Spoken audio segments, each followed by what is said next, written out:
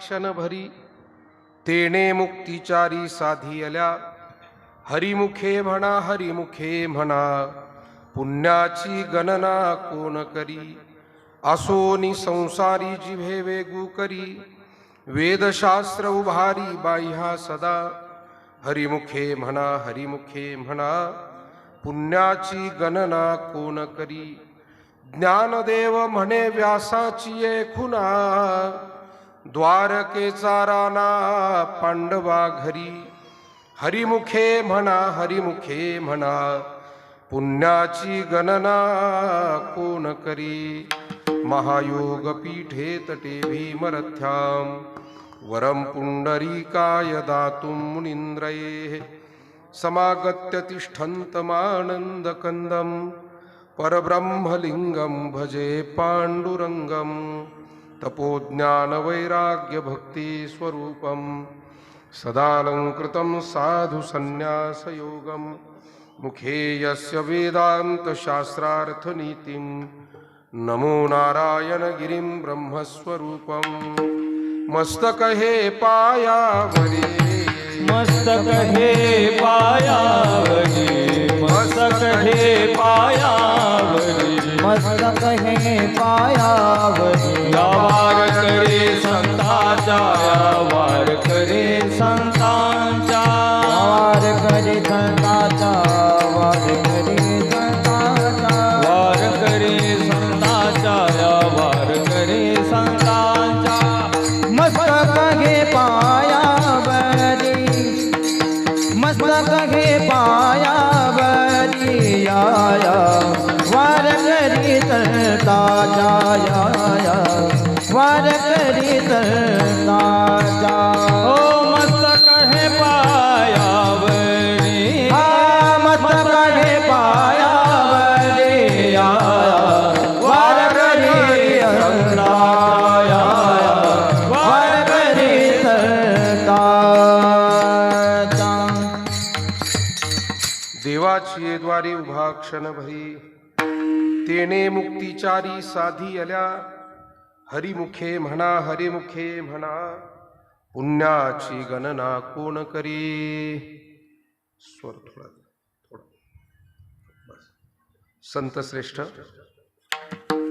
माऊली ज्ञानेश्वर महाराज यांचा हरिपाठ ग्रंथातील आपला सर्वांनाच परिचित पाठांतर असलेला हा अभंग आजच्या कीर्तन सेवेसाठी घेतलाय. प्राप्त वेळेमध्ये या अभंगाच्या माध्यमातून काही सेवा आपल्याला भगवत चरणी समर्पित करायची. माऊलींनी या अभंगातून भगवंताकडे जाण्यासाठी मानवी देह हे कसं महत्त्वाचं माध्यम आहे आणि संसारात राहून या मानवी देहामध्ये प्रत्येकाला भगवत भक्ती कशी सहज करता येते याचं मार्गदर्शन या अभंगातून केलंय.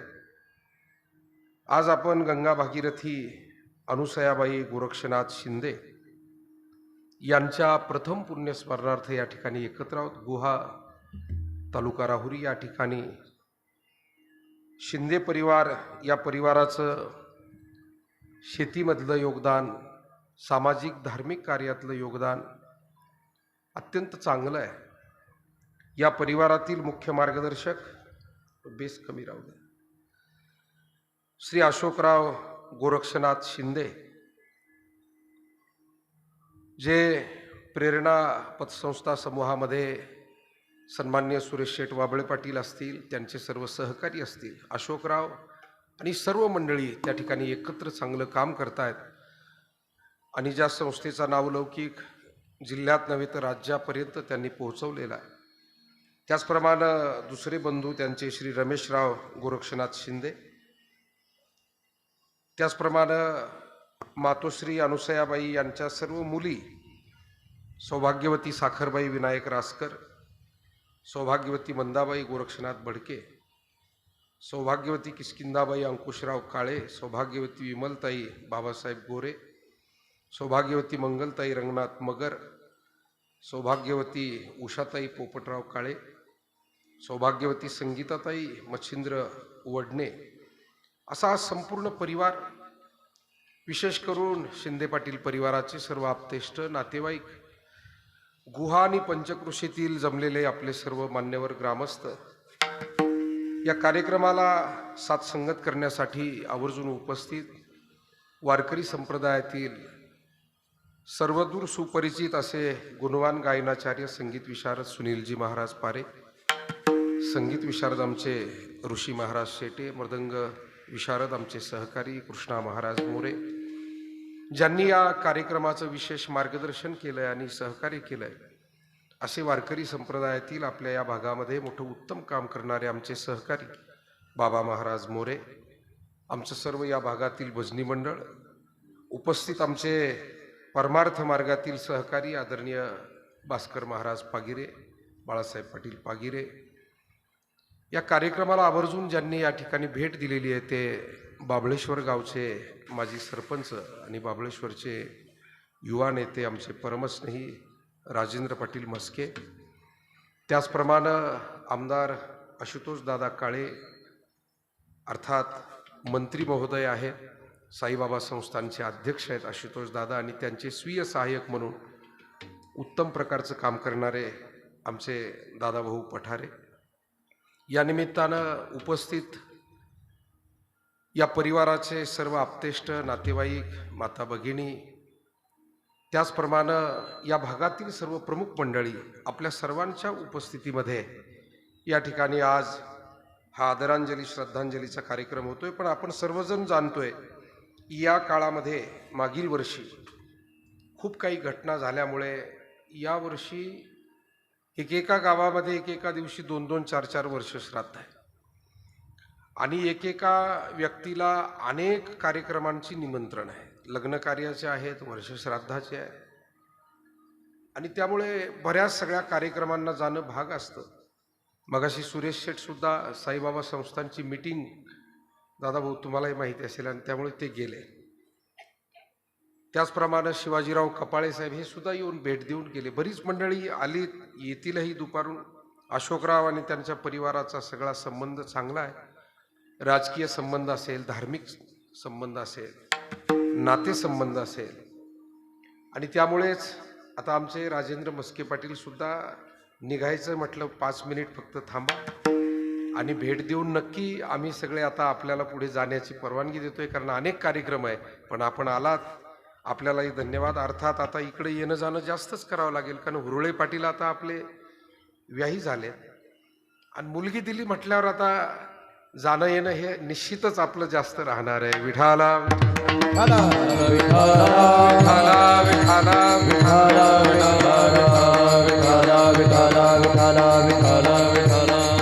तेव्हा गुहा गावातील असतील, या परिसरातील असतील, सगळे जमलेले मान्यवर, माझ्या समोर बसलेले आपण सर्व वडीलधारी मंडळी, तरुण बांधव, माता भगिनी, मातोश्रींनी आपल्या जीवनामध्ये जो पुण्य परमार्थ केला, सत्कर्म केले, निश्चित त्याद्वारा त्यांना चिरशांती सद्गती लाभणार आहे. पण कुटुंबियांची जी जबाबदारी असते की अशा पद्धतीचं आईवडिलांचं हे सेवा सत्कर्म करून आपल्याला त्यांचे आशीर्वाद घ्यायचे असतात. मी मगाशी अशोकरावांशी बोलत होतो, वडिलांना जाऊन किती वर्ष झाले, तर जवळजवळ 11 वर्ष झाले त्यांनी आठवण करून दिली. आणि त्यावेळी आम्हाला योगायोगानं कार्यक्रम करता आला नाही, कारण त्याही वेळेला आमचे परमस्नेही आदरणीय अशोकराव शिंदे पाटील आणि परिवारानं कार्यक्रमाविषयी विचारणा केली होती. पण कुठेतरी दुसरीकडे कीर्तन तारीख अगोदर नोंद झाल्यामुळे नाही येता आलं. पण हे कीर्तनाच्या तारखांच्या बाबतीमध्ये एक गोष्ट पाळावी लागते, आणि बहुतांशी आमची सर्व मंडळी ते पाळतात. एकदा जो शब्द दिला की दिला, त्याच्यामध्ये काही अन्यथा करता येत नाही, मागे पुढे करता येत नाही. आणि म्हणून यावर्षी तर असे प्रसंग आले, एकेका दिवसासाठी 10-10, 15-15 निमंत्रण. आता तोच टाईम, तोच दिवस जाणार कुठे? मग नियम तोच आहे, जी पहिली लिहिली त्या तारखेवर ठाम राहणे. सीताराम पाटील गायकरांचा फोन आला, म्हटले काही करून, काय करणार साहेब? आता असे अनेक उदाहरणं मी आपल्याला सांगेल की जी असेही काही कार्यक्रम होते की फार अपेक्षा होत्या. अगदी आमचे खेडेगावामधले अनेक भजनी मंडळातले आमचे जीवाभावाचे सहकारी होते, त्यांच्याही ठिकाणी जाता आलं नाही. गावोगावच्या अध्यात्म कार्यातील अत्यंत जीवलग असे कार्य करते. पण जी तारीख एकदा दिली, कारण जी दिली तीही तितकीच प्रेमाची आहे, जे मागतायत तेही तितकेच प्रेमाचे आहे, आणि आशातून तो सगळा मार्ग काढावा लागतो. तेव्हा आज मातोश्रींचं हे पुण्यस्मरण आहे, आणि पुण्यस्मरणादी कार्यक्रम करून आपल्याला खऱ्या अर्थानं आई वडिलांचे आशीर्वाद घ्यायचे असतात. त्यांचं जे ऋण आपल्यावरती आहे ते ऋण फिटत नाही. आईचं ऋण कसं फेडणार, गुरूंचं ऋण कसं फेडणार? काही ऋण असे आहेत की ते फिटत नाही, पण त्या ऋणाचं स्मरण करण्यासाठी काही सेवा मात्र आपल्याला करावी लागते. आणि मला वाटतं अशा पद्धतीची आई वडिलांचे हे जे वर्षश्राद्ध आपण करतो, घरातल्या वडीलधाऱ्यांची जी वर्षश्राद्ध आपण करतो, त्यातून त्यांच्या उपकाराचं स्मरण ठेवणं आणि त्यांचे आशीर्वाद पुढच्या पिढीसाठी. कारण जर हे आपण केलं नाही तर शास्त्रानं सांगितलंय पितर दोष लागतो. खरं आहे. साधारणपणे आपण एखादे मित्र आपल्याला खूप स्नेही आहेत, अनेक कार्यात आपल्या सोबत उभे राहिलेत, आणि त्या मित्रांकडे जर का आपलं काही महत्वाच्या वेळेला जाणं झालं नाही तर तो सुद्धा एक दोषच लागतो ना. व्यवहार दृष्टीनं दोष असा लागतो की तो मित्र जरी काही नाही बोलला, पण बाकीचे जे जवळचे म्हणतात, अरे तू इतका सतत त्यांच्यासाठी उभा असतो, ते का आले नाही? म्हणजे हे साधारणपणे व्यवहारातलं गणित आहे रोजचं. मग जे मायबाप आपल्याला जन्म देतात, लालन पालन करतात, पुढच्या पिढीला उभं करण्यासाठी खरं तर हे पायाचे दगड बनतात. मागची पिढी ही पाया असते आणि पुढच्या पिढीची आयुष्याची इमारत त्याच्यावरती उभी राहते. मग अशा पद्धतीनं एवढं योगदान जर त्यांचं असेल तर 10वा 13वा करणं, वर्षश्राद्ध करणं, नाहीतरी आजच्या काळामध्ये कार्यक्रम करण्याकडे लोकांचा कल आहे. वाढदिवसाचे कार्यक्रम सुद्धा मोठमोठे होतात. घरगुती म्हणता म्हणता 100-200 लोकांचे कार्यक्रम सहज घरात होऊन जातात. आपल्याकडे नाही अजून, पण काही भागामध्ये मुला मुलींच्या वाढदिवसाला सुद्धा 2-2, 4-4 लाख रुपये खर्च करणारे लोक आम्ही पाहिलेले. अर्थात हाऊस म्हणून काही जण करतात, अभिनंदनच आहे, पण काहींकडे अचानक पैसा आला म्हणूनही करतात. पुण्या मुंबईच्या भोवतालच्या भागामध्ये जातो आम्ही कधी कधी कीर्तनाला. अचानकपणे जमिनीचे भाव इतके वाढले, गगनाला भिडले, आणि मग त्याच्यामध्ये एक नवीन शब्द आलेला आहे, गुंठा मंत्री म्हणतात त्याला. असा एक नवीनच शब्द आहे. मला वाटतं आपल्याकडे ती साथ आपल्याकडे अजून आलेली नाही. हे फार चांगलं आहे, हे फार चांगलं आहे. आणि ती साथ कधी आपल्याकडे येऊही नये. काय होतं, चांगली गुण्यागोविंदांनी नांदणारी घरं विस्कळीत होऊन जातात. माणसाचा जीवनाचा जीवनक्रमच बदलून जातो आणि एक वेगळंच वातावरण त्या ठिकाणी उभं राहतं. विठाला विठाला विठाला विठाला विठाला विठाला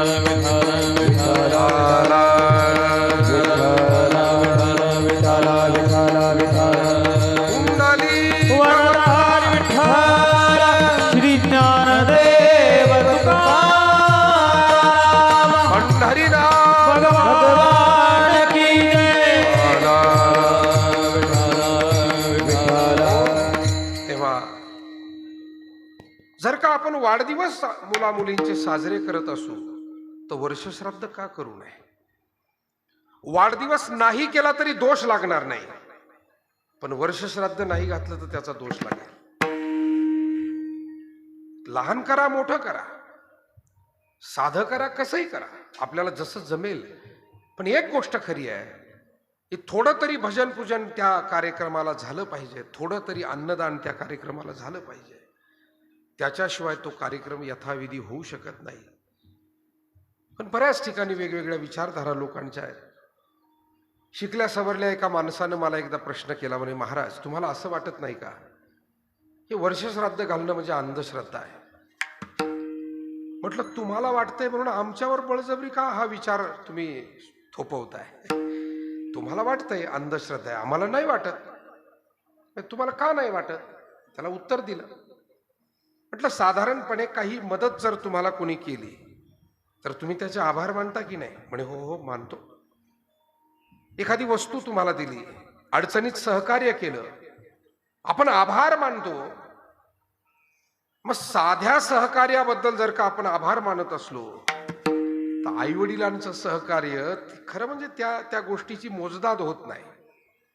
असं म्हणतात, आई थोर तुझे उपकार, ते उपकार किती आहे आजवर सांगता आलेले नाही.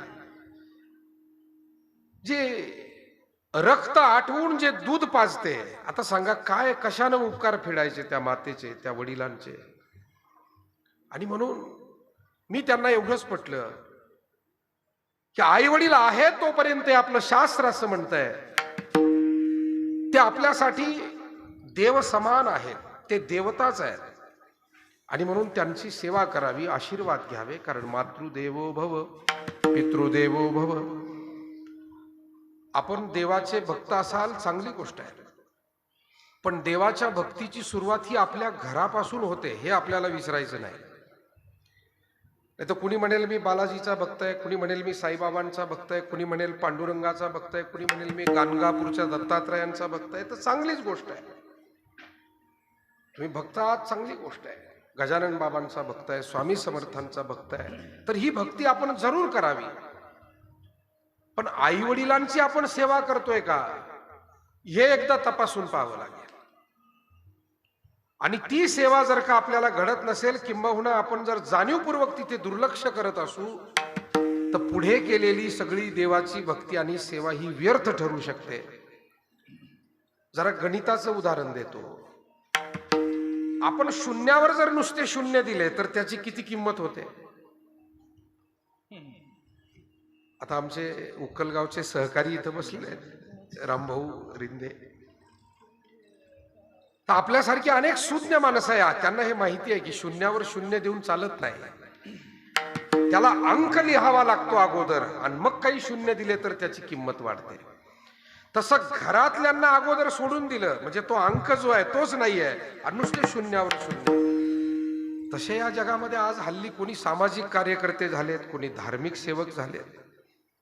पण हे पाखंड का म्हणायचं?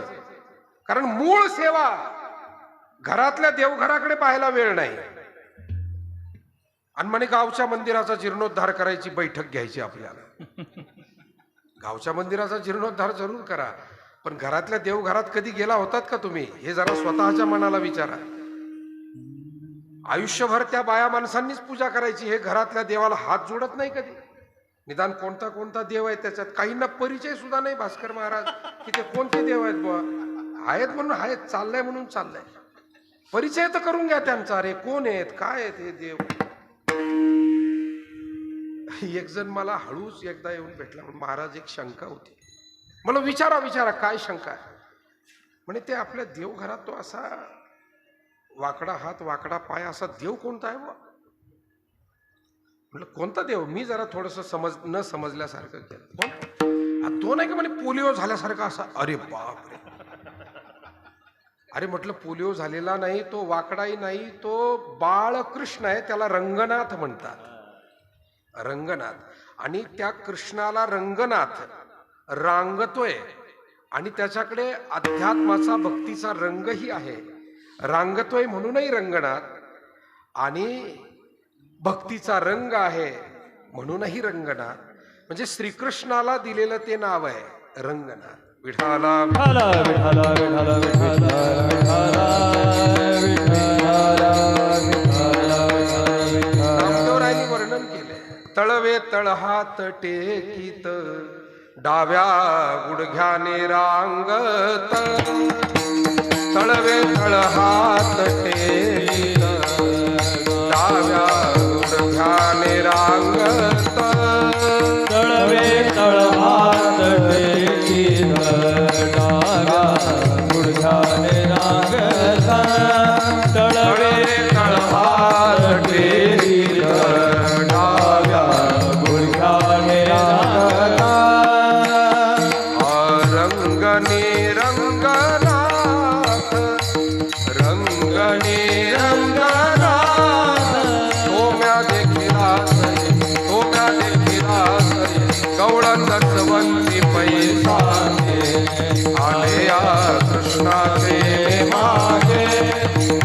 गवळण जसवंती पैसांगे आले या कृष्णाचे मागे गवळण जसवंती पैसांगे आलया कृष्णाचे मागे जसवंती पैसांगे आलया कृष्णाचे मागे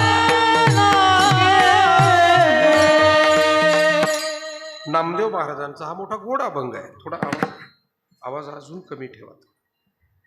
तळवे तळहात टेकीत डाव्या गुडघ्याने रांगत. हे पहा त्या देवाचा असा डावा गुडघा जमिनीला टेकलेला आहे. डावा तळहातही जमिनीला आहे. उजव्या पायाने असा मागे रेटून चालण्याचा प्रयत्न करतोय आणि उजवा हात असा वर धरलेला आहे. असा तो देव आहे. हा बाळ कृष्ण आहे, रांगणारा श्रीकृष्ण आहे. एके हाती लोण्याचा कवळू मुख माखिले आळू माळू. पण आता ह्यांना अभंग पाहायला वेळ कुठे आहे, देवघरात जायला वेळ कुठे आहे. हा म्हणतो वाकड्या तिकड्या पायाचा देव कोणता आहे. तेव्हा आम्हाला जर आमच्या संस्कृतीविषयी एवढी अनास्था असेल, काही समजूनच घेतलेलं नसेल. मी का सांगतो, अहो बाहेर आम्ही करू पाहतोय सगळं, पण मूळ सेवा आम्हाला घडते का. आणि मूळ सेवा घडत नसेल तर आम्ही जे बाहेर करतो ते सगळं थोता अंड आहे, ते सगळं पाखांड आहे. बस केवळ काशी राम माय बापे केवळ काशी माय बापे केवळ काशी माय बापे केवळ काशी माय बापे केवळ काशी माय बापे केवळ काशी माय बापे केवळ काशी माय बापे केवळ काशी तेरे न जावे तीर्थासी राम तेरे न जावे तीर्थासी माय बापे केवळ काशी माय बापे केवळ काशी तेरे न जावे तीर्थासी तेरे न जावे तीर्थासी माय बापे केवळ काशी माय बापे केवळ काशी माय बापे केवळ काशी तेरे न जावे तीर्थासी तेरे न जावे तीर्थासी तेरे न जावे माय बापे केवळ काशी तेरे न जावे तीर्थासी तेरे न जावे तीर्थासी तेरे न जावे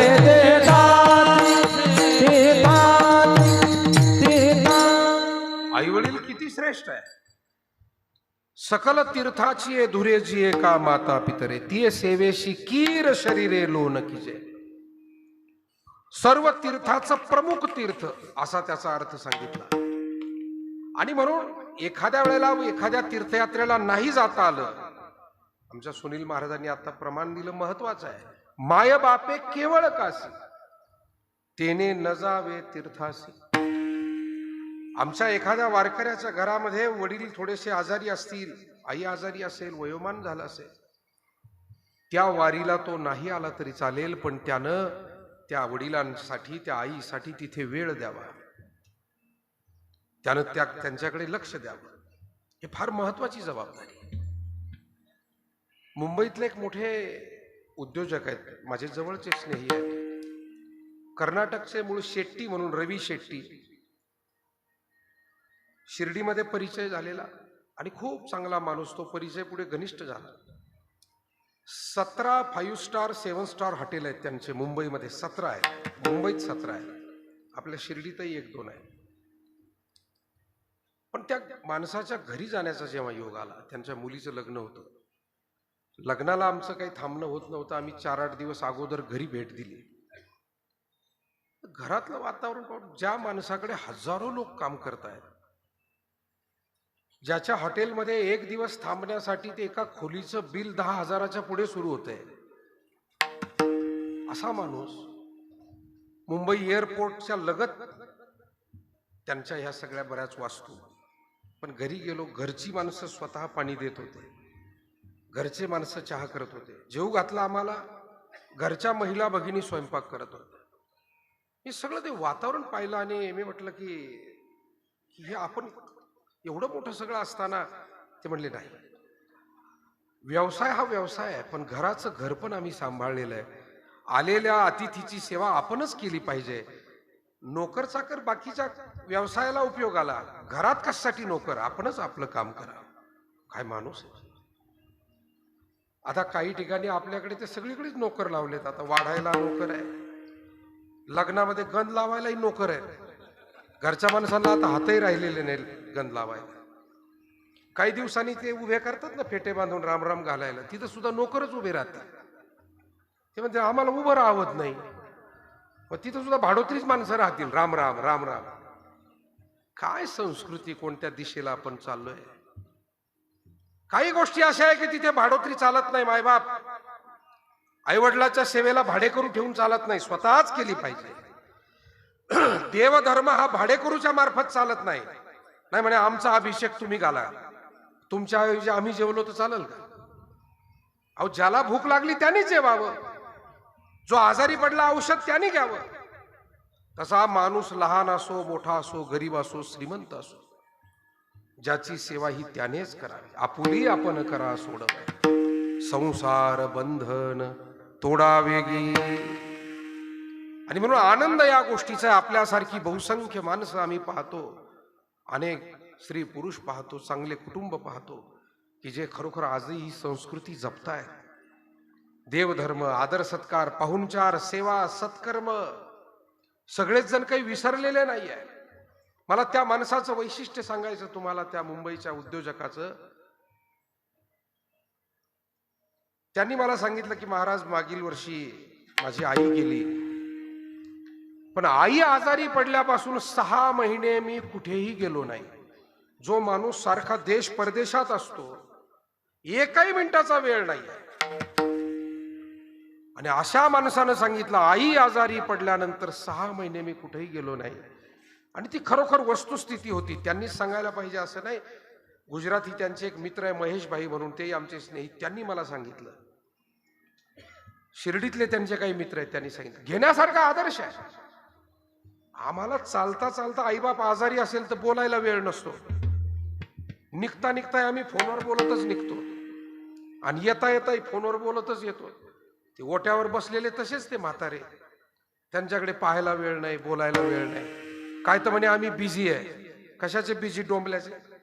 याला काय बिझी म्हणायचं? अरे जे काम इझी होऊ शकतं त्याला बिझी कशाला राहता? चालता चालता सहज शक्य ना. ओट्यावर बसलेलेच आहे मायबाप, चालता चालता म्हणा दादा तुमची बीपीची गोळी संपली, घेऊन येऊ का? राहुरीला चाललो. बिगर गोळीचं म्हातार बरं होतंय, एवढ्या शब्दानं बरं होतंय. चालता चालता म्हणायचं बाई संध्याकाळी मी येईल बरं का जेवायला, आपण सोबत जेवू, बस एवढंच म्हणायचं. माणसं एवढे दरिद्री झाले तुम्हाला सांगतो. एका बाजूला ऐश्वर्य वाढत चाललं आणि दुसऱ्या बाजूला 2 शब्द प्रेमाचे एकमेकाशी बोलत नाही. याच्यापेक्षा करंटेपणा आणि दरिद्रीपणा कोणता? विठाला विठाला विठाला विठाला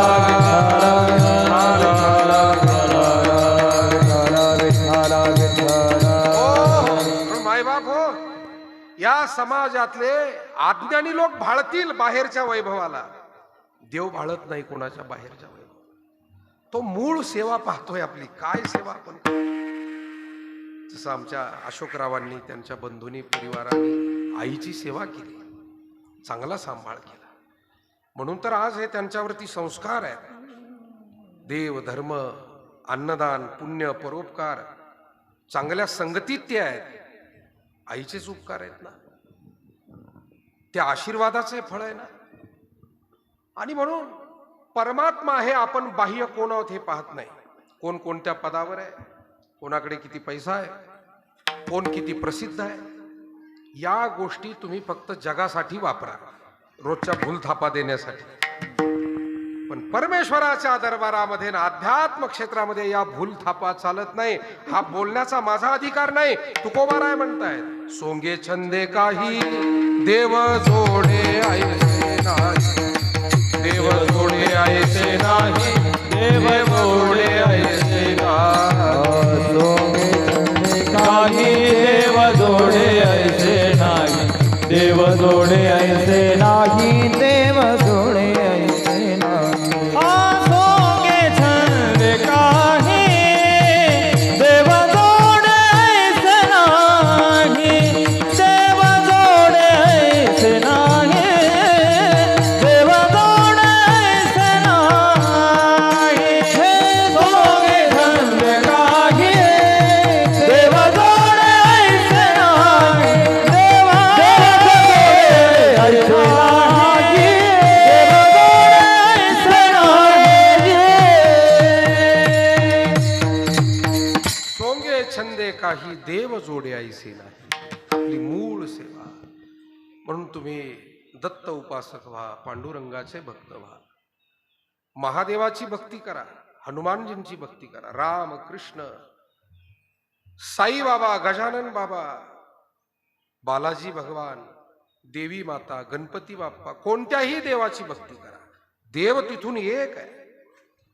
पण ही सगळी भक्ती करताना मूळ त्या परमार्थाची सुरुवात आपल्या घरापासून करा. पहिली भक्ती तर तुमची घरातल्या देवघरात पाहिजे. पटो ना पटो पण तुम्हाला हे समजूनच घ्यावं लागेल. नाहीतर तुम्ही मोठ्या तीर्थाला 50,000 रुपये खर्च करून जाताय, पण घरातल्या देवघराला अजून कधी अगरबत्ती ओवाळलेली नाही. अरे ते कोपतील ना, तिथेही देवच आहे. त्याच्यात आपला भाव नसला म्हणून काय झालं, त्याच्यात देव प्रत्यक्ष आहे. आपला भाव असेल नसेल, आपलं लक्ष असेल नसेल, मग ते घरातले देव, ते खंडोबा भैरोबा, ते लागतील ना माग. ते म्हणतील अरे हा 50,000 रुपये खर्च करून इतक्या लांब गेला, पण 5 रुपयाचा अगरबत्तीचा पुढा आम्हाला कधी आणला नाही. तेव्हा ही जी सगळी गंमत आहे मानवी जीवनाची. आपण कधी कधी महत्वाच्या गोष्टी विसरून जातो. तुझे आहे तुझ पाशी, परी तू जागा चुकलास. म्हणून आमच्या भक्तीची सुरुवात घरातल्या देवघरापासून. आणि घरातल्या देवघरात जे देव आहेत त्यात 2 आणखी महत्वाचे जिवंत देव आहेत, ते म्हणजे आई आणि वडील. हे 2 महत्वाचे देव आहेत. या जगाचा इतिहास असं सांगतो की ज्यांनी ज्यांनी या देवांचे आशीर्वाद घेतले ते जीवनात नेहमी समाधानी, सुखी, आनंदी राहिले, यशस्वी झाले. आणि ज्याने ज्याने आईवडिलांचे आशीर्वाद घेतले नाही त्यांना मिळालेलं यश सुद्धा सुखाला कारण ठरलं नाही. दुर्योधनाला राज्य मिळालं होतं. राज्य काय कमी होती दुर्योधनाकडे, पण आई वडिलांची कधी सेवा केली नाही, कधी सोयीचं बोलला नाही. नेहमी उद्धटपणा, उर्मटपणा, अहंकार, दुर्व्यवहार, दुराचार, यानच नावच त्याचं दूरपासून सुरू होते, दुर्योधन. त्याच्यामुळे सगळा दुराचार आहे, दुर्व्यवहार आहे. आणि अशा पद्धतीचा तो दुर्योधन, एवढं मोठं राज्य आहे पण सुखाला कुठं कारण ठरलं, कीर्तीला कुठं कारण ठरलं. आजपर्यंत कुणीही असं काही प्रेमानं दुर्योधन नाव ठेवलंय असं काही दिसलं नाही ठेवलं. त्याचं कारण असं आहे की त्याच्यामध्ये काही प्रेरणा घेण्यासारखं काही नाही ना. आम्ही नावं संतांची ठेवतो. ज्ञानेश्वर माऊलींचं नाव, तुकाराम महाराजांचं नाव, गोरोबा काकांचं नाव, सावता महाराजांचं नाव, सेना महाराजांचं नाव, जनाईचं नाव, मुक्ताईचं नाव, हे आपण ठेवतो ना. ठेवतो म्हणजे ठेवत होतो. आता पुढचं पुन्हा अध्याय मला बोलायला लावू नका. आता नाव असे आहे की ते निर्गुण निराकार आहे. त्याला काय अर्थ आहे की नाही तेच कळत नाही. काय विठाला विठाला विठाला विठाला विठाला विठाला विठाला. काही नावं जरूर चांगले ठेवतात नव्या पिढीतही, पण काही नावं असे आहे की ते उगीच नवीन ठेवायचे म्हणून काही ठेवतात. त्याला काय अर्थ आहे की नाही, त्याच्या मागे काही संस्कृती आहे की नाही, किंवा काही का असे ना, इतिहासातून आलंय का, अध्यात्मातून आलंय का, विज्ञानातून, काहीतरी कुठून तरी ते आलं पाहिजे, पण काही ठेवतात. चला, तो एक स्वतंत्र विषय आहे. पण आपण साधारणपणे या महात्म्यांची नावं ठेवत होतो. त्याचं कारण त्याच्यातून काहीतरी प्रेरणा. पण दुर्योधनाचं नाव कोणी ठेवलं नाही. म्हणजे दुर्योधनाला मिळालेल्या राज्य आणि संपत्तीतून कीर्ती मिळवता आली नाही आणि सद्गती मिळवता आली नाही. आपल्याला प्रेरणा काय घ्यायची याच्यातून? आपला असलेला प्रपंच, असलेलं जीवन, दोन गोष्टी करायच्या आपल्याला प्रपंचातून. काय करायचंय? एकतर या प्रपंचात जीवन जगताना कीर्ती मिळवायची. तुका म्हणे जी यावे सत्कीर्तीने बरवे. अपकीर्ती नको, आम्हाला सत्कीर्ती मिळवायची. मग पुण्य परोपकाराच्या कामात सहभागी व्हायचं, सुखदुःखात सहभागी व्हायचं. जसं आपण सगळेजण होत आहे. नव्या पिढीसाठी हा अट्टहास आहे बोलण्याचा. बाकी वडीलधारी माणसं याच मार्गाने जीवन जगत आलेली आहे. त्यांनी हा आदर्श घालूनच ठेवलेला आहे. पण येणाऱ्या काळामध्ये सुद्धा व्यवसाय किती मोठा असो, पगार किती मोठा असो, पण भाऊकीला विसरू नये, गावकीला विसरू नये. नातं गोतं, वडीलधारी माणसं, सुख दुःख या गोष्टी सांभाळाव्यात. कारण माणूस म्हणून जगण्यासाठी या सगळ्या गोष्टी आवश्यक आहे. परवा नितीन गडकरी साहेबांचं एक भाषण ऐकत होतो आणि त्यांनी त्या भाषणामध्ये सांगितलं की इंग्लंडचे एक परराष्ट्र मंत्री त्यांना भेटले आणि त्यांनी एक समस्या सांगितली इंग्लंडच्या परराष्ट्र मंत्र्यांना की आमच्या देशात सगळं काही समृद्ध आहे, पण एक समस्या मोठी विचित्र झालेली आहे. काय म्हणाले? कुटुंब व्यवस्था संपली. लग्नाच्या आधीच एकत्र राहतात, लिव्ह इन रिलेशनशिप, आणि तिथून सगळा घोळ सुरू झाला. त्याच्यामुळे आईबाप या नात्याला महत्व राहिलं नाही, भाऊ बहीण या नात्याला महत्व राहिलं नाही. शेजार पाजार, कुटुंब व्यवस्था. तुमच्या भारतामध्ये एवढे विविध जाती, पंथ, धर्म, अडी अडचणी आहेत, पण तुमच्या भारतात कुटुंब व्यवस्था कशी टिकून आहे? तर नितीन गडकरींनी उत्तर दिलं, आमची कुटुंब व्यवस्था टिकून आहे त्याचं कारण आमच्यावरती आमच्या संतांचे हे उपकार आहे. हे नितीन गडकरींनी दिलेलं उत्तर आहे. आमच्या ऋषीमुनींचे आणि आमच्या संतांचे उपकार आहे. मज निरंतर जागविती, मज निरंतर जागविती, मज निरंतर जागविती मज निरंतर. ओ काय सांगू आता, काय सांगू आता संतांचे उपकार, संतांचे उपकार. मज निरंतर जागविती, मज निरंतर जागविती, मज निरंतर जागविती, मज निरंतर जागविती.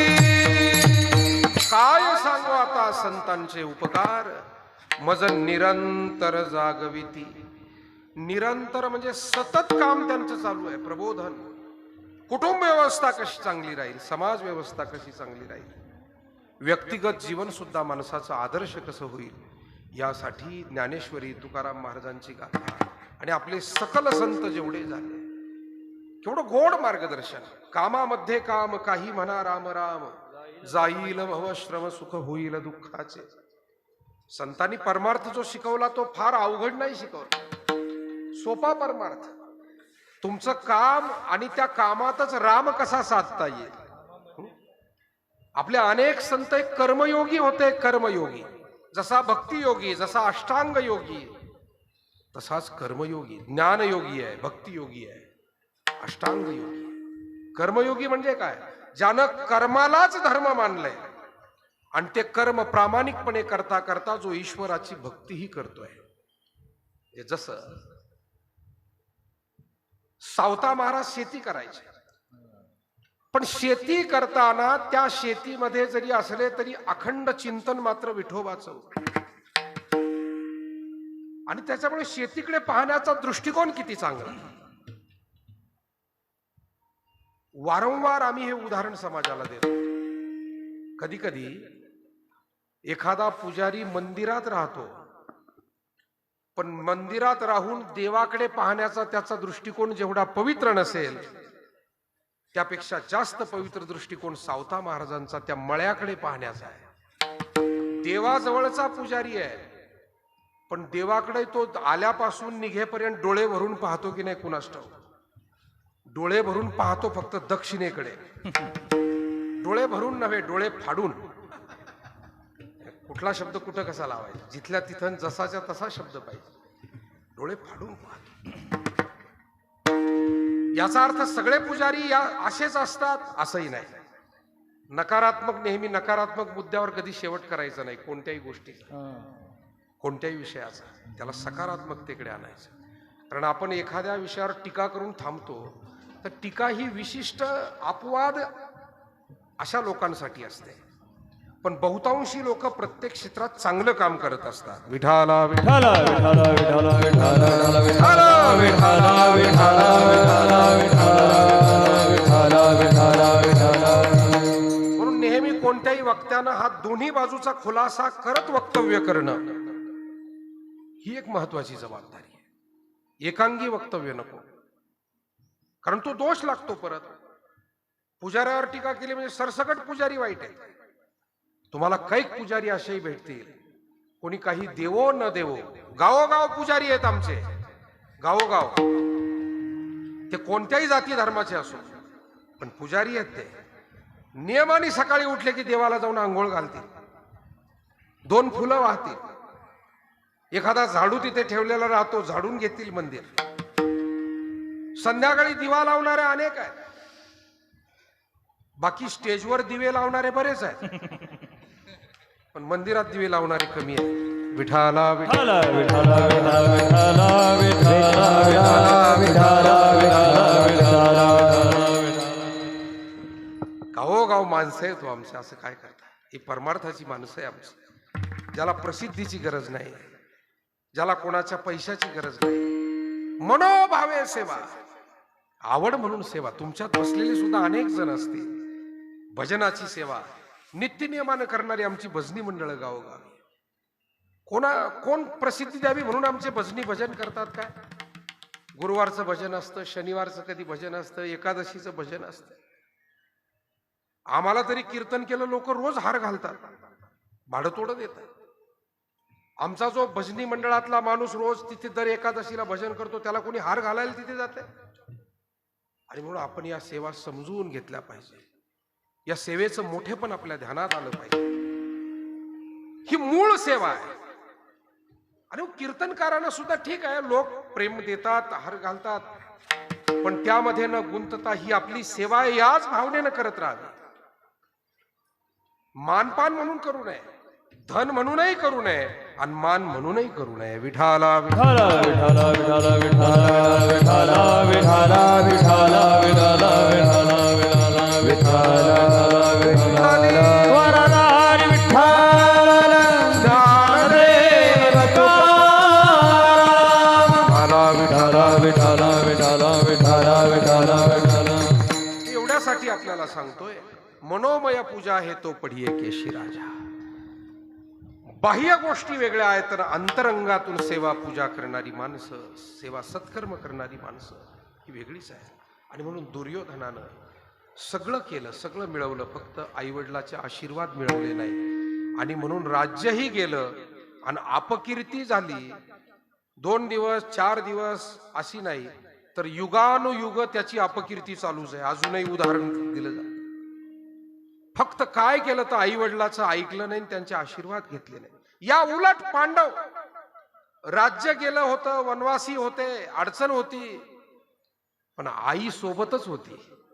वनवासात होते तरी आईला सोडलं नाही, आणि राज्यावर बसले तरी आईला विसरले नाही.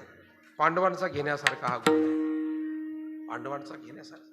पाहते पांडवा खंड वनवासी, परित्या देवासी आठ. देव सोडला नाही, आईची भक्ती सोडली नाही, नीती सोडली नाही, संस्कृती सोडली नाही.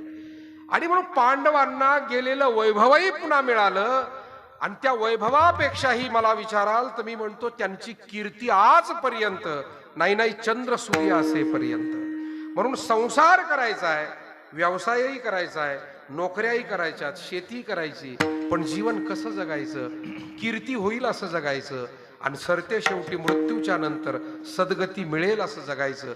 आणि हे जीवन जगण्यासाठी नेमकं काय करावं लागतं त्याचं मार्गदर्शन माऊली ज्ञानेश्वर महाराज अभंगाच्या पहिल्या चरणात. देवाची द्वारी उभा क्षण भारी देवाची द्वारी उभा क्षण भारी देवाची दारी उभा क्षण भरी देवाची दारी उभा क्षण भरी देवाची द्वारी उभा क्षण भारी देवाची द्वारी उभा क्षण भारी देवाची दारी उभा क्षण भरी देवाची दारी उभा क्षण भरी तेने मुक्तीचारी साधिएला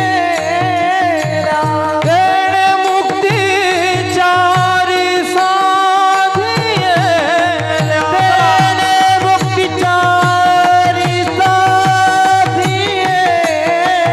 तेणे मुक्तीचारी साधिएल्या हरिमुखे म्हणा हरिमुखे म्हणा हरिमुखे म्हणा हरिमुखे म्हणा हरिमुखे म्हणा हरिमुखे म्हणा हरिमुखे म्हणा हरिमुखे म्हणा देवाची ये द्वारी उभा क्षण भरी तेरे मुक्तीचारी तेरे मुक्तीचारी साधिएला हो देवाची दारी उभा क्षण भरी तेणे मुक्तीचारी तेरे मुक्तीचारी साधिएला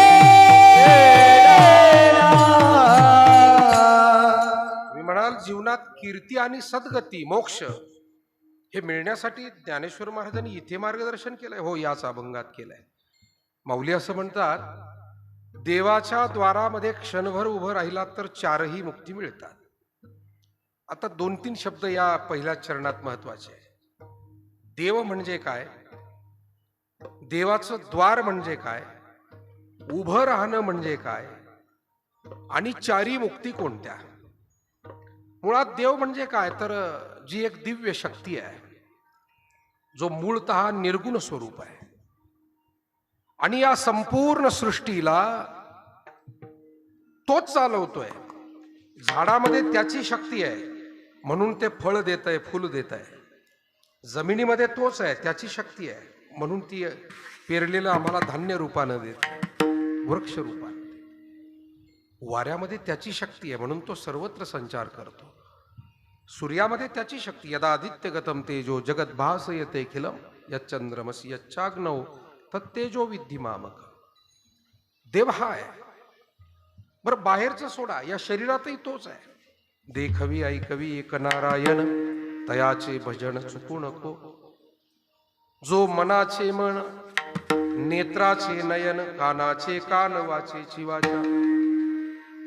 जो प्राणाचे प्राण, गतीचे चरण, क्रियेचे नि करते पण जयाचे नि. माऊलींनी ज्ञानेश्वरीमध्ये परमात्मा कोण आहे हे तत्वज्ञान सांगितलं. नुसता भोळा भाव नाही, ही फिलॉसॉफी आहे, तत्वज्ञान. कुणी म्हणेल पांडुरंग रूपात, कुणी म्हणेल महादेव रूपात. माऊली म्हणाले ही रूपं आहेच, अनंत रूपे अनंत वेशे देखिले म्या त्यास. पण मूळ शक्ती देवाची कोणती आहे, जो मनालाही चिंतन करण्याची शक्ती देतो, जो मनाचंही मन आहे, जो डोळ्याचाही डोळा आहे, नेत्राचे नयन. आणि म्हणून नुसते डोळे म्हणून दिसत नाही, त्याच्यात पाहण्याची शक्ती आहे म्हणून दिसतं. नाहीतर बुबळं असणाऱ्या माणसांनाही दिसत नाही, याचा अर्थ ती पाहण्याची शक्ती संपली. म्हणून तो आहे म्हणून दिसतंय, तो आहे म्हणून ऐकू येत आहे, आणि तो आहे म्हणून पाय चालतात, गतीचे चरण. आणि तो आहे म्हणूनच हे शरीर चलनवलन करतंय, प्राणाचे प्राण. तो नाही तर काहीच नाही.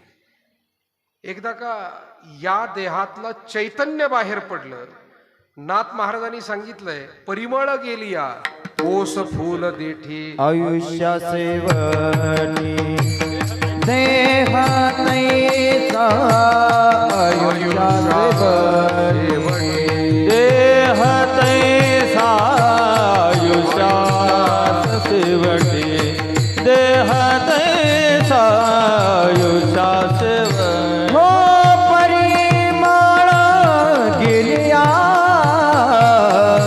ओ सबोले हे आयुष्याचे वटी आयुष्याचे वटी देह तैसा परिमळ गेलिया ओ सबुलने आयुष्याचे वटी आयुष्याचे वटी देह तैसा परिमळ गेलिया ओस फुल देठी आयुष्या शेवटी देह तैसा. फुलातला सुगंध संपला की त्या फुलाचं महत्वच संपून जातं. कितीही हजारो रुपयाचं डेकोरेशन असेल तर उन्हाळ्या दिवसात संध्याकाळपर्यंत सुद्धा ते नीट राहत. कारण ते ओरिजिनल फुलं असतील तर, प्लास्टिकच्या असतील तर महिनाभर राहतील, वर्षभर राहतील. पण ओरिजिनल मूळ फुलाचं डेकोरेशन हिवाळ्या दिवसात 2 दिवस टिकेल, 3 दिवस टिकेल, उन्हाळ्या दिवसात एका दिवसात काढून फेकावं लागतं. म्हणजे त्या फुलातला सुगंध गेला आणि टवटवीतपणा गेला की त्याचं काम संपलं. तसं यामध्ये चैतन्य, या उपाधी माझी गुप्त चैतन्य असे सर्वगत ते तत्वज्ञ संत स्वीकारित. तैसा हृदयामध्ये मी राम असता सर्व सुखाचा आराम की भ्रांतासी काम विषयावरी. हृदयामध्ये तो परमात्मा चैतन्य रूपानं शक्ती रूपानं विराजमान आहे. म्हणून तो आतही आहे, तो बाहेरही आहे. मंदिरात जसा मूर्तीतही आहे तसाच तो कणाकणातही व्यापलेला आहे. याचं नाव आहे देव. सर्व घटी राम देहा देही एक सूर्यप्रकाश सहस्ररश्मी सूर्यप्रकाश सहस्र सर्व घटी राम देहादेही एक सूर्यप्रकाश सहस्ररश्मी सूर्यप्रकाश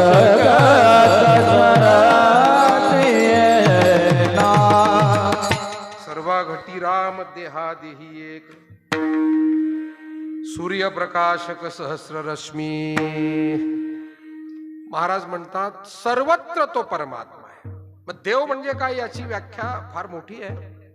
आपल्या अल्पमतीनं वेळेचा विचार करून सगुणही तो आहे, निर्गुणही तो आहे, अनंत रूपातही तो आहे, नाही अनंत धर्मातही तोच आहे. तुम्ही म्हणाल अनंत रूपात जसा एक आहे तसा अनंत धर्माचाही एकच आहे. मला सांगा प्रत्येक धर्मासाठी सूर्य वेगळा आहे काय? प्रत्येक जाती धर्मासाठी पृथ्वी वेगळी आहे काय? पाणी वेगळं आहे काय? हवा वेगळी आहे काय? आकाश वेगळं आहे काय? आणि मग सहज उत्तर आपल्याला मिळून जातं प्रत्येकाचा देव वेगळा असूच शकत नाही. काय कारण आहे वेगळा असण्याचं? फक्त मानलाय आपापल्या परीनं वेगळा, नाव दिलंय वेगळं. जसं घरातला एकच माणूस आहे पण मित्राशी नातं वेगळं असतं. घरातल्या आईवडिलाचं त्याच्याशी मुलगा म्हणून नातं असतं, पाहुण्यांशी पाहुण्याचं म्हणून नातं असतं, तोच कोणाचा तरी जावई असतो, तिथलं नातं जरा स्पेशल असतं. माणूस एकच आहे पण मित्रांचं नातं, भावा बहिणीचं नातं, आईवडिलांचं नातं, सासरवाडीचं नातं. तसं देव एकच आहे. वेगवेगळ्या भक्तांनी आपापल्या भावनेप्रमाणे वेगवेगळं नातं त्याच्याशी जोडलं, वेगवेगळी नावं त्याला दिली, नावं वेगळी दिली आणि वेगळ्या तऱ्हेनं मांडणी केली. म्हणून काही देव वेगळा होत नाही. जसं पाण्याला तुम्ही पाणी म्हणलात तरी ते पाणीच आहे, नीर म्हणालात पाणीच आहे, जल म्हणालात पाणीच आहे, तोय म्हणालात पाणी आहे, वॉटर म्हणालात काही म्हणा, त्याला नाव कोणतं द्यायचं? जल म्हणा, नीर म्हणा, तोय म्हणा, पाणी म्हणा, वॉटर म्हणा, एकच आहे ना. वस्तू बदलली का नाव बदलल्यावर? वस्तू तीच आहे. एक तत्व नाम दृढ धरी म्हणा, हरिसी करुणा येईल तुझी. तेव्हा देव हा एकच आहे, अनंत रूपात तोच आहे. ठीक आहे महाराज, देव म्हणजे काय? पण देवाची द्वारी, देवाचं द्वार कोणतं? मला वाटतं ज्याच्यातून आपल्याला एखाद्या वास्तूमध्ये प्रवेश मिळतो त्याला आपण त्या वास्तूचं दार म्हणतो. घराचं दार, मंदिराचं दार, सभागृहाचं द्वार, म्हणजे त्याच्यातून प्रवेश करतोय म्हणून त्याला काय म्हणतो आपण. पूर्वी गावालाही वेस होती आणि एक द्वार होतं, महाद्वार, म्हणजे तिथून माणसं मध्ये जायची. मग देवाचं द्वार म्हणजे देवाकडं जाण्याचा मार्ग. समजून घ्या बरं अर्थ. इथे फक्त शब्दशः अर्थ नाही, लक्षार्थ घ्यायचा आहे, वाच्यार्थ नाही. देवाचं द्वार म्हणजे देवाकडे प्रवेश ज्याच्यातून करता येईल असा मार्ग. आता देवाकडे प्रवेश करता येईल असा मार्ग कोणता. जाता जाता आणखी एक खुलासा करून जातो. ज्ञानेश्वर महाराज देवळाच्या द्वारी म्हणत नाहीत. हा पहिला गैरसमज डोक्यातून काढून टाकायचा, ते स्पष्ट करायचं. नाही तर कोणी म्हणेल आमच्या गावात तर मंदिर आहे, जाऊन उभं राहू क्षणभर आणि घेऊ चार मुक्ती. तर माऊली देवळाच्या द्वारात म्हटलेले नाही. देऊळ वेगळं, देव वेगळा. देवळाचं द्वार वेगळं आणि देवाचं द्वार वेगळं. पण एक खरं आहे की देवळाच्या द्वारात वारंवार गेलात तर एक दिवस देवाच्या द्वारात जाता येईल. म्हणून देवळाचं द्वार कमी आहे असं नाही, पण देवाचं द्वार देवळाच्या द्वारापेक्षा वेगळं आहे. विठाला विठाला विठाला विठाला विठाला विठाला. या विषयावरती महाराष्ट्राच्या कीर्तन परंपरेमध्ये होऊन गेले एक महान कीर्तनकार संत पूज्य दुंडा महाराज देगलूरकर यांनी खूप सुंदर भाष्य करून ठेवलेलं आहे. हरिपाठ विवरण नावाचा त्यांचा ग्रंथ या 27 अभंगांच्या वरती. आणि त्या वडीलधाऱ्या लोकांचीच देण आहे. बाकी आपण काय, आपण फक्त काहीतरी थोडीशी सेवा मुडकी तोडकी करतो. हे सगळं त्यांचं आहे, हे आपल्या पदरचं काही नाही. पण देवाचं द्वार घरात रिघावे दाराची आहे सोयी. घरात जायचंय तर दारातून प्रवेश आहे, तसं देवाकडे जायचंय देवाच्या द्वारातून. मग देवाकडे प्रवेश मिळतो असं द्वार कोणतं. तर मला वाटतं या सृष्टीमध्ये अनंत जीव आहेत, पण त्या जीवांना देवाकडे जाता येत नाही, कारण त्यांचे देह भक्ती करण्यासाठी सोयीचे नाहीत. मनुष्याला मिळालेला मानव देह हा देवापर्यंत घेऊन जातो असं अनेक ठिकाणी वर्णन केलंय. दिली इंद्रिय हातपाय कान, डोळे मुख बोलाया वचन, जेने तू जोडसी नारायण, नासी जीवपणा भवरोग. जीवपणाचा त्याग करायचा आहे, भवरोग घालवायचा आहे. आणि जेने तू जोडसी नारायण, नारायणाला जोडायचंय, तर या देहातून ते शक्य आहे. तैसे येण्याची शरीरे, शरीरा येणे सरे, किंबहुना येर झारे चिरापडे. आता मगाशी म्हटलो ते तुकाराम महाराजांच्या अभंगातलं होतं. आत्ता ओवी म्हणालो ती ज्ञानेश्वरीची आहे. म्हणजे माऊली तेच सांगतात, तुकाराम महाराज तेच सांगतात, कबीर महाराजही तेच सांगतात. लख 84 फेरे फिरकर, लख 84 फेरे फिरकर, लख 84 फेरे फिरकर, लख 84 फेरे फिरकर.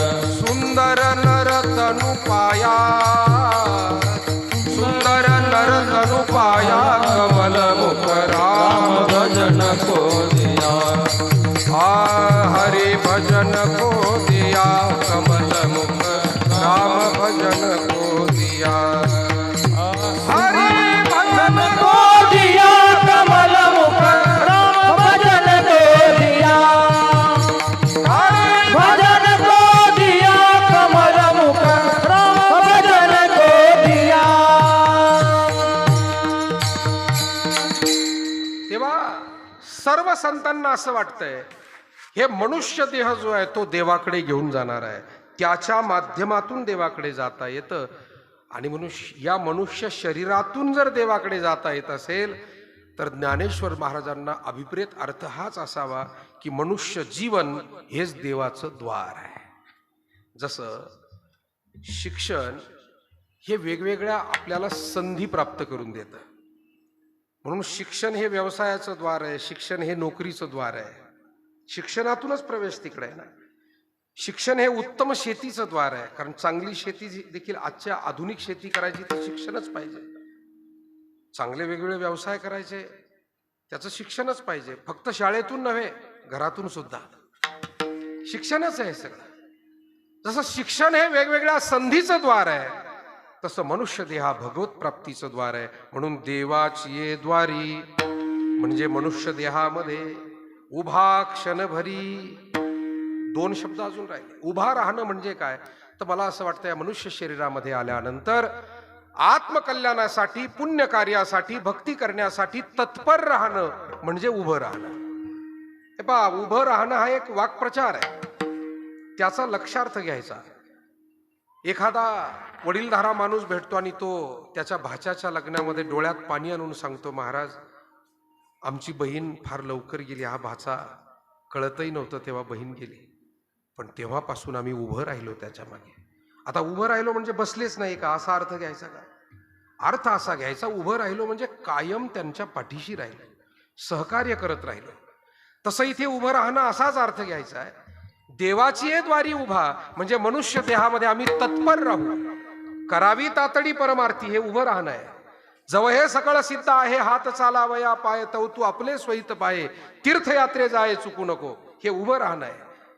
म्हणून अन्नदानाचा योग येईल तेव्हा अन्नदान करणं, भजनाचा योग येईल तेव्हा भजन करणं, श्रवणाचा योग येईल तेव्हा श्रवण करणं, दानाचा योग येईल तेव्हा जे जे काही आम्हाला आईवडिलांच्या सेवेचा योग येईल, आईवडिलाची सेवा, संत सेवा, ईश्वर सेवा, गोरगरिबाची सेवा, मुक्या प्राण्यांची सेवा, या सगळ्या गोष्टी जीवनामध्ये, या जीवनाच्या वाटचालीत करत जो जीवन जगतो, समजायचं ही माणसं देवाच्या द्वारात उभी राहिलेली आहे. म्हणून ज्ञानेश्वर महाराज म्हणतात, असे उभे राहा. परमार्थाच्या वेळी आळस करू नका, दुर्लक्ष करू नका. नाहीतर मग नेमकं सप्ताह आला, पारायणाला बसायची वेळ आली आणि त्याच वेळी आळस आला. नाही म्हणले आमचं कंबर फार दुखतं. आता कुचाळ ओट्यावरती गप्पा मारायला कंबर यांचं दुखत नाही. बरीच माणसं तुम्हाला सांगतो आपल्या गावात नसतील. आपलं हे गाव चांगलं आहे, गुहागाव. हा परिसरही चांगला आहे, कारण ज्या परिसरात गेलो आम्हाला त्याला धरून बोलावं लागतं. आम्ही कीर्तनकार माणसं, विनोद सोडा. परंतु वस्तुस्थिती अशी आहे, गावच्या मंदिरासमोर काही माणसं जवळजवळ 2-4 तास, 4-6-8 तास त्या मंदिराच्या ओट्यावर बसतात. ऊन तिथंच घालवतात, दुपारची डुकली तिथंच घेतात आणि आयन हरिपाठ सुरू व्हायच्या वेळी घराकडे तोंड करतात. म्हणजे दिवसभर झोपा देवासमोर काढायच्या, गप्पा तिथेच मारायच्या, तंबाखू खाऊन थुकायचंय तिथेच दिवसभर, आणि हरिपाठ सुरू, आरती सुरू व्हायच्या.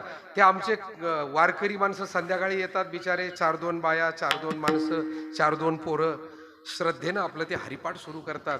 आणि त्यावेळेला ही माणसं म्हणतात, चला आता आपली वेळ झाली. काय म्हणायचंय अशा माणसांच्या जीवनाला? हे काय जीवन आहे आपलं? आपण करतोय काय, आपण वागतोय काय? तेव्हा हे काय उभं राहणं आहे का? म्हणजे परमार्थाचा योग आहे, त्यावेळेला आपण निघून जायचं आणि मोकळा वेळ मात्र कुठेतरी घालवायचा. पण मला असं वाटतं, शिक्षणाच्या वेळी शिक्षण घ्यावं, पुण्याच्या वेळी पुण्य करावं, वाचनाच्या वेळी वाचन करावं, सेवेच्या वेळी सेवा करावी. जे जे ज्या ज्या वेळी करणं उचित आहे ते जो माणसं करतात, समजायचे ही माणसं आयुष्यभर उभी राहिलेली आहे, तत्पर राहिलेली आहे.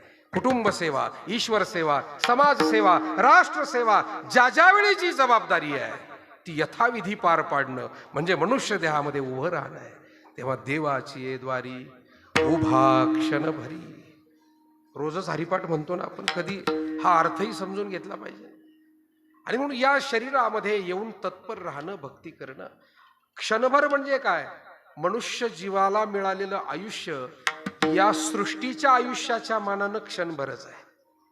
महाराजांनी वर्णन केलेलं एका ठिकाणी, जळी बुड बुडे देखता देखता, जळी बुड बुडे देखता देखता, जळी बुड बुडे देखता देखता, जळी बुड बुडे देखता देखता. क्षण लागता दिसे नासे, क्षण लागता दिसे नासे, तैसा पाहता पाहता, तैसा पाहता पाहता, क्षण लागता दिसे नासे, लागता दिसे नाचे, तैसा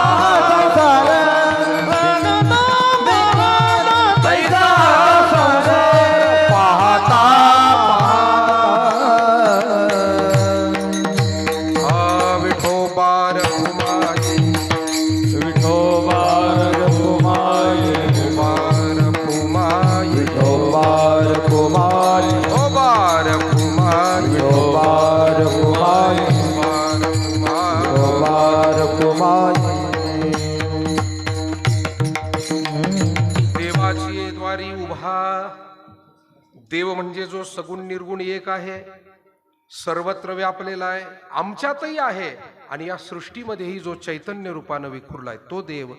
द्वार म्हणजे मनुष्य देह, उभं राहणं म्हणजे मनुष्य देहामध्ये येऊन प्राप्त असलेली कर्तव्य कर्म ही सांभाळणं आणि या जीवनाच्या वाटचालीत पुण्य परोपकार परमार्थही करणं म्हणजे देवाच्या द्वारात उभं राहणं.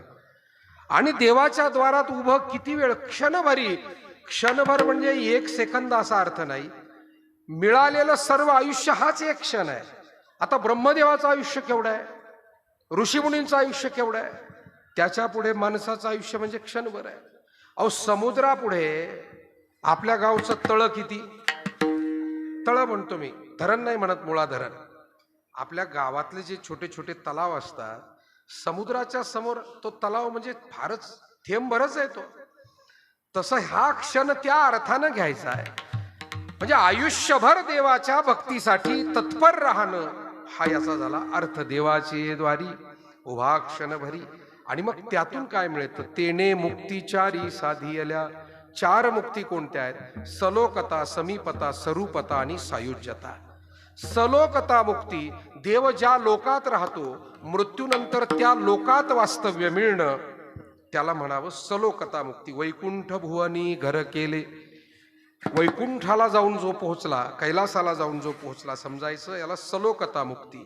समीपता, देवाच्या जवळ राहण्याचा योग येणं, ही समीपता मुक्ती आहे. स्वरूपता, देव जसा दिसतो तसाच भक्तही दिसणं. देव आणि भक्त दुजा नाही विचार. आता या प्रत्येक मुद्द्यावरती उदाहरणं दृष्टांत आहे, पण 12:15 वाजून गेले. 11:30लाच थांबायचं ठरलं होतं. तसं ऊन फार आहे, पण 1.5-2 तास होत आले. अधिक लांबवणं बरं नाही. आपणही सर्व मंडळी या सुखदुःखाच्या समारंभाला वेळ काढून आलेला असतात.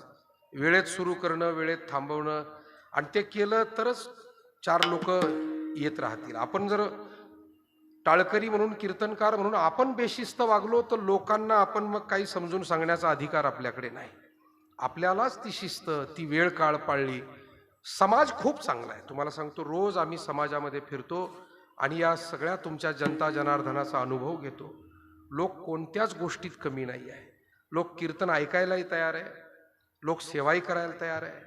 फक्त आपण कशा पद्धतीनं, योग्य पद्धतीनं परमार्थ करायचं हे आपलंच आपण ठरवायचं आहे. बाकी माझा तर आजवरच्या फिरण्यातला अनुभव असाला, लोकांना सुधरावं लागत नाही, फक्त आपणच आपलं जीवन सुधरावं लागतं. बाकी सगळं होत जातं. विठाला विठाला विठाला विठाला विठाला विठाला. कुणी म्हणत असेल की लोक सुधारण्यासाठी आम्ही परमार्थ करतो, तर ती चूक आहे. लोकांना आपोआपच आपल्या जीवनाकडे पाहून ते परमार्थ करत राहतात. आपलं जीवन आपण सांभाळलं की त्यांचा परमार्थ होतच राहतो आणि तो त्यांच्यात असतो पिढ्यानपिढ्या. तेव्हा खऱ्या अर्थानं इथे 4 मुक्ती सांगितल्या. सलोकता, समीपता, स्वरूपता. सलोकता, देव लोकात राहणं. समीपता, देवाच्या जवळ राहणं. स्वरूपता, देवासारखाच भक्त दिसणं. आणि सायुज्यता म्हणजे देव स्वरूप होऊन जाणं. देव पहावया गेलो आणि तेथे जसं कान्होपात्रा पंढरपुरात आली आणि कळलं की मला बादशहाचे लोक धरून न्यायला आलेत, पांडुरंगाच्या पायावर अशी मिठी घातली या कान्होपात्रेनं, देवा आता तूच माझं जीवन रक्षण कर, ही लाज रक्षण कर.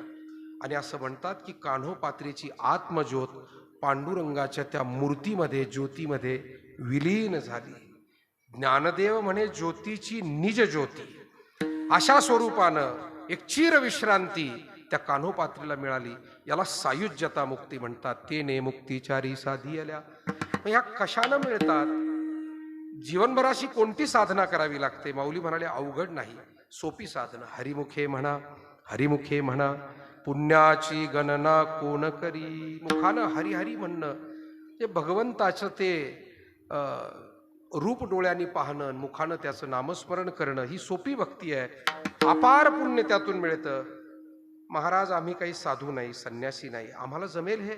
ज्ञानोबाराय म्हणतात, असोनी संसारी जिव्हे वेगू करी, वेदशास्त्र उभारी बाह्या सदा. संसारात राहूनच हा परमार्थ करता येतो असा वेदशास्त्राचा पुरावा माऊली या अभंगामध्ये देतात. माऊली, आमचा आणखी एक प्रश्न आहे. अशा पद्धतीनं संसारात राहून परमार्थ केल्यास देव भेटेलच का? माऊली म्हणाले देव भेटेल असं नाही, परमार्थ जर तुम्ही फार मनापासून चांगला केला तर देव भेटायला येईल. अभंगाचं शेवटचं चरण. ज्ञानदेव म्हणे व्यासाची गुणा, ज्ञानदेव म्हणे व्यासाची गुणा, ज्ञानदेव म्हणे व्यासाची गुणा, ज्ञानदेव म्हणे व्यासाची गुणा. द्वारकेचा राणा पांडवा घरी, द्वारकेचा राणा पांडवा घरी, हरिमुखे म्हणा, हरिमुखे म्हणा, हरिमुखे म्हणा, हरिमुखे म्हणा. द्वारकेचा राणा पांडवा घरी, द्वारकेचा राणा पांडवा घरी, हरिमुखे म्हणा, हरिमुखे म्हणा, हरिमुखे म्हणा, हरिमुखे म्हणा.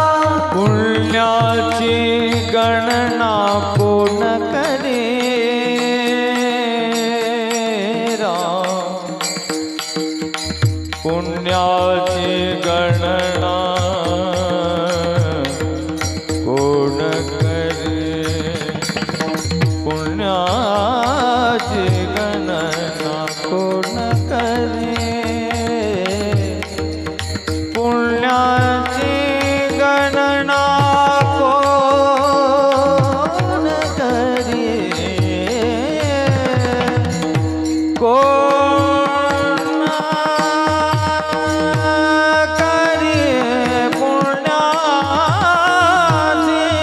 गणना, पुण्याची गणना कोण करे,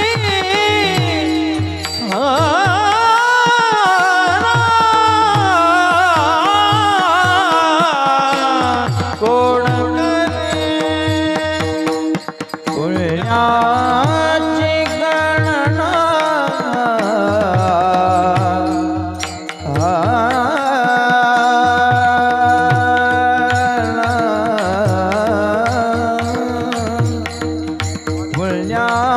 पुण्याची गणना, गणना,